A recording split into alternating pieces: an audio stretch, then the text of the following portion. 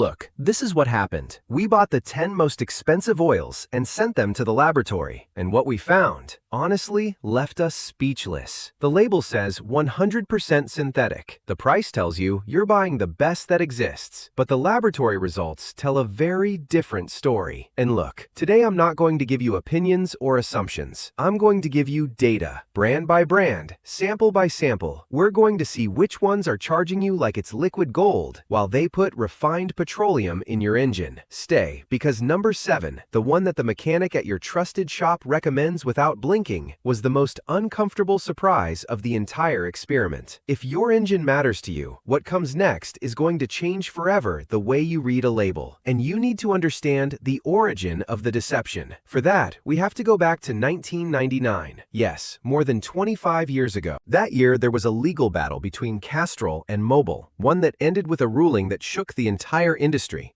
The regulators decided that the word synthetic was not a technical or chemical term. It was simply marketing. And that changed absolutely everything. Because from that day, any company could take an intensely refined petroleum, slap on a synthetic label, and do it completely legally. No problem, no consequences. That was exactly what we went to verify with this experiment. Let's begin with the blacklist. 1. Havoline, Chevron. Let's start with Havoline. When you analyze the composition of their full synthetic versions, the majority rests on a Group 3 base, petroleum refined through a process called hydrocracking. What's in that bottle is not a molecular structure designed from scratch in a laboratory. It's very well-cleaned petroleum, basically. And what does that do to you? That when your engine is burning up in city traffic, that oil starts to evaporate and degrade much earlier than a real synthetic would. Does your engine consume oil between changes? Well, you just found your first suspect. 2. Repsol. Repsol is the favorite of many people with motorcycles or Japanese or European cars. And the truth is that their association with Honda in MotoGP is a brilliant piece of marketing. Every time you see a rider cross the finish line with that orange logo, your head connects Repsol with speed, with precision, with cutting-edge technology. Right there is exactly the problem. When you buy the Repsol Elite or Repsol Premium line in a store, what's in that bottle is a Group 3 base with viscosity improvers. Those improvers, with intense engine use, keep breaking down and lose the capacity to maintain the oil's thickness where it needs to be. The trick of Repsol is making you believe that the oil that lubricates the world champion's engine is the same one you pour into your car every day. It's not. The competition oil is a Group 5 ester specifically formulated to withstand a race. What Repsol sells you in the store is something else, with the same logo on top. 3. Motul 8100. All right, we arrive at what many consider the holy grail. If you have a European car, a high-performance motorcycle, or you move in the world of tuning, it's almost certain that someone at the shop or in some forum has already told you that Motul is the best of the best. And right there is the most sophisticated deception of this entire list. Motul has its reputation built on the 300V line, ester base oil, Group 5, which is literally a work of art in chemistry. The problem is that the 8100 line, the one you see in every auto parts store and that most people buy believing it's the same but more accessible, is a refined Group 3 oil, just like the others on this list. Why does that matter? Because Motul charges you a premium price quite above the market for something that technically has the same base as budget brands. You're paying an enthusiast tax, basically. You put in Motul 8100 and feel like you're treating your engine as if it were a race car, but under the microscope, there's no real difference that justifies those extra pesos per liter. It's the manual on how to use an elite product to sell the aura of excellence on an ordinary product. 4. Pennzoil Ultra Platinum. Pennzoil arrives at the market with a story that seems pulled from a science fiction movie. Their oil comes from natural gas, not crude petroleum. It's called gas-to-liquid technology, and one must acknowledge it, sounds very good. Their main promise is to keep pistons 25% cleaner. What they don't tell you is that to achieve that cleanliness, they use an enormous quantity of detergents that can be quite aggressive with the seals and gaskets of engines that already have a few years on them. But the most serious thing of all is the viscosity stability. There are documented analyses that show that this oil, after barely 5,000 kilometers of intense use under heat, starts to lose its original viscosity grade and becomes too thin. In other words, you're paying extra for a cleanliness you could achieve with regular maintenance, but in the process, you're taking away structural resistance from the oil. Look, let me explain this to you with something visual, because it's important to understand it well. Imagine that your engine oil is small spheres that separate the metal pieces so they never touch each other. In a real synthetic, the one these brands are not selling you, all the spheres are exactly the same size. Everything rolls smooth, everything fits perfectly, everything flows well. In the oils we've talked about, the spheres have different sizes because they come from natural petroleum, and under pressure, the small ones break, the large ones overheat, and the metal starts to collide directly with metal. That generates a silent wear that nobody hears, that nobody feels, but that in the end hits you with a repair of thousands of dollars. 5. Shell Helix Ultra. Shell also uses gas-to-liquid technology and the word ultra to give you that feeling that you're buying the maximum. But technically, although the process is cleaner than working directly with crude petroleum, it doesn't reach being a real Group 4 oil with a true PAO base. And why does that matter concretely? Because without pure polyalpha olefins as a base, this oil doesn't have the molecular stability you need for long change intervals. If you follow the recommendation on the container and change every 15,000 kilometers in the altitude, heat, and traffic conditions that we have, you could be letting carbon deposits form in your valves without realizing it. It's an acceptable oil, I won't deny it, but it's not the miracle that Golden Label is selling you. 6. Lucas Oil. Walk into any store and the shelves are full of Lucas Oil. They project an image of toughness, of heavy-duty engines that never die. But their high-performance oil has a quite critical weakness they don't mention to you: shear stability. Inside the engine, the pieces move at brutal speeds, constantly compressing the oil. A good oil maintains its thickness under that pressure without problem. Lucas, on the other hand, is documented losing viscosity much earlier than its competitors. And what does that mean in real life? That if you bought a 5W40 for your work truck, by mid-change interval, your oil could be behaving like a 5W20 or even less.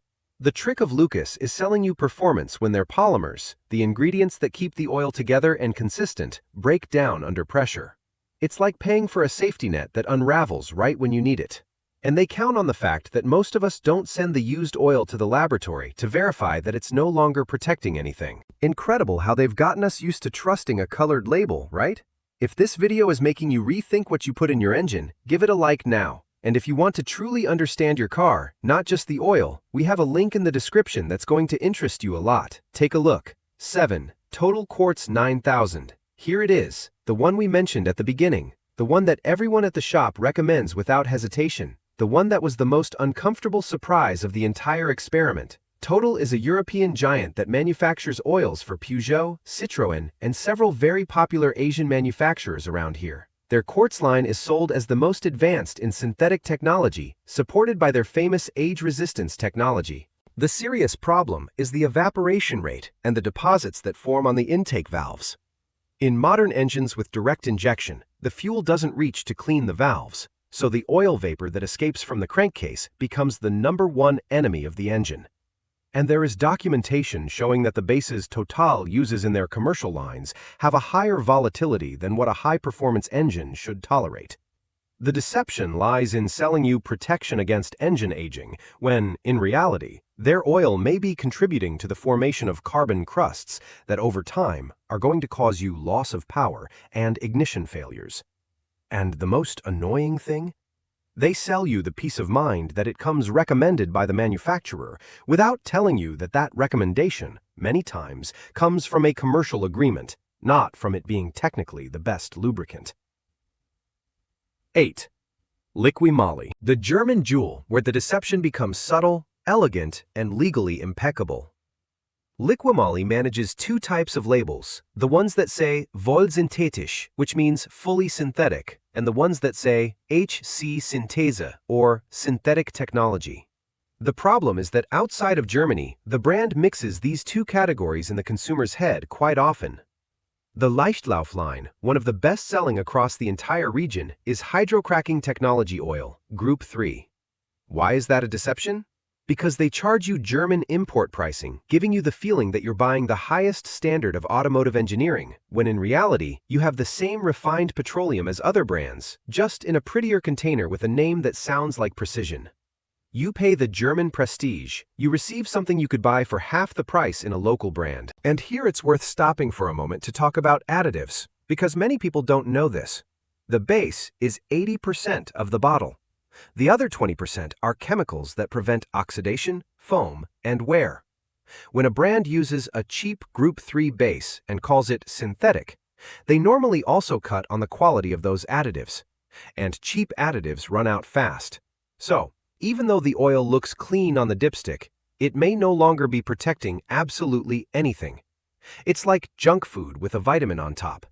Technically, the vitamin is there, but the damage keeps happening. 9. Mologen.